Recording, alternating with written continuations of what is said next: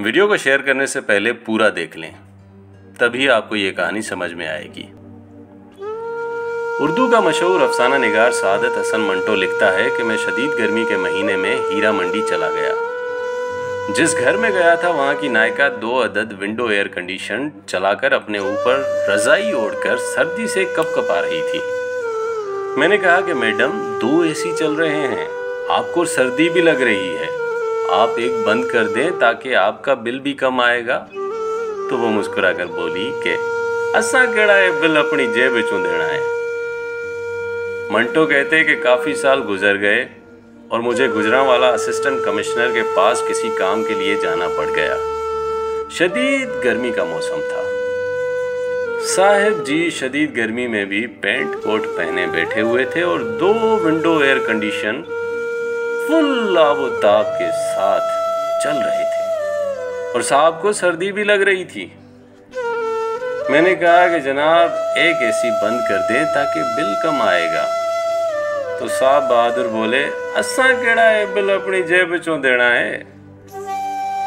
मंटो कहता कि मेरा जहन फौरन उसी महल्ले की नायिका की तरफ चला गया कि दोनों के मकालमे और सोच एक ही जैसी थी। तब मैं पूरा मामला समझ गया।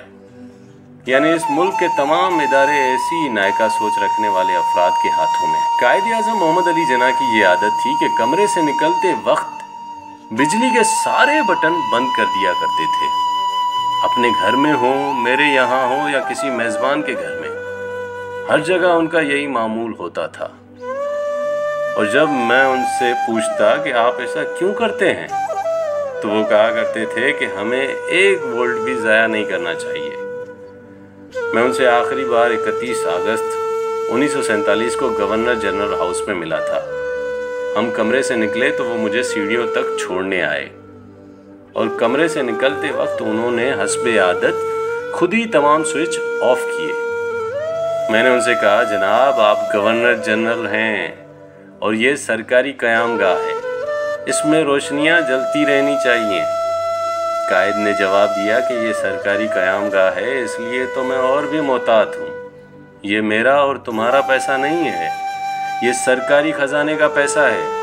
मैं इस पैसे का अमीन हूँ। अपने घर में तो मुझे इस बात का पूरा इख्तियार था कि अपने घर की बत्तियाँ सारी रात जलाए रखूँ, लेकिन यहाँ मेरी हैसियत मुख्तलिफ है। तुम जीने से उतर जाओ तो ये बटन भी बंद कर दूँगा। मिर्ज़ा अबुल हसन असफ़ानी का मज़मून बेमिसाल लीडर।